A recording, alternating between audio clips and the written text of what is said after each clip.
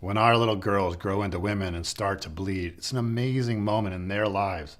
Unfortunately, few of us fathers know what to do in that moment, and a lot of us actually back away, and it leads to long-term detrimental effects for them.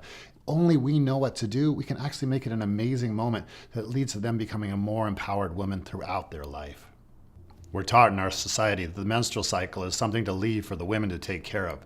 But unfortunately, if we're close to our daughters throughout their younger years and then they start to bleed and we back away, leaving the mom to take care of this moment, we give our daughters a really bad message.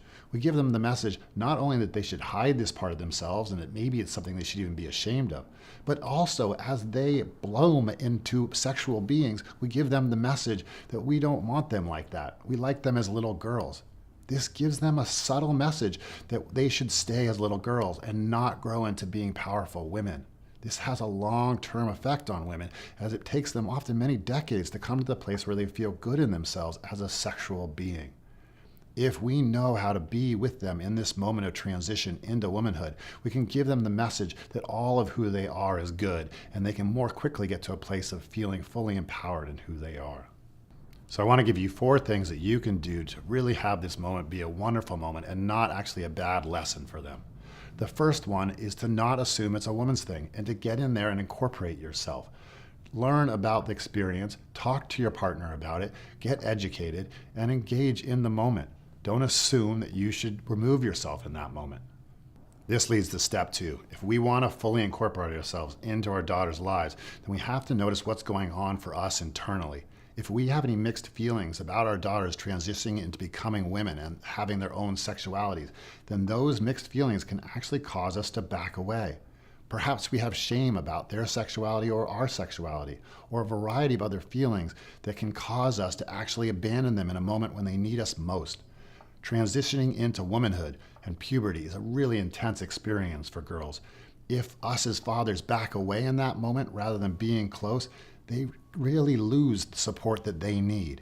If we can step forward and maintain our proximity, they will be able to transition through this period of life with much greater ease and move into a life where they feel good about themselves. So take the time to get in touch with your own inner feelings about this transition. Talk to your partner, journal, perhaps a friend, perhaps it's just sitting there with a cup of coffee and thinking about it. But take a moment to notice what's happening inside of you so that your inner feelings don't end up dictating your relationship with your daughter and you can continue to have a close relationship with them. This leads to step 3. We need to stay in physical contact with our daughters. As they transition in their bodies, it's really helpful for them to stay in physical contact with us through roughhousing, wrestling, however you normally did it with them when they were younger. Don't stop doing that just because they have breasts that are budding and their hips are spreading out. They still need that kind of contact. And if we back away, once again, we give them that message. If, on the other hand, we're there for them to cuddle up against and be close with, they get to experience their eroticism in a very healthy way. But if we back away, it gets very confusing for them. So stay there and stay doing the things you've always done. They'll really appreciate you for it.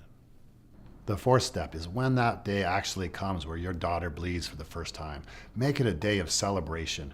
Make it a day where perhaps you go out for ice cream or give her a gift, something where she can see that you think it's wonderful that she's entering into this new stage of life.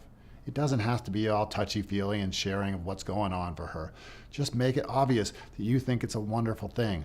Ideally, you and your partner can take her out, do something that's special for her, and just give her the message that this is a wonderful moment in her life. Thank you for joining me for another episode. I would love to hear how you've navigated your daughter's first cycle. Please join the conversation below, and I'll see you next time for another episode. Take care.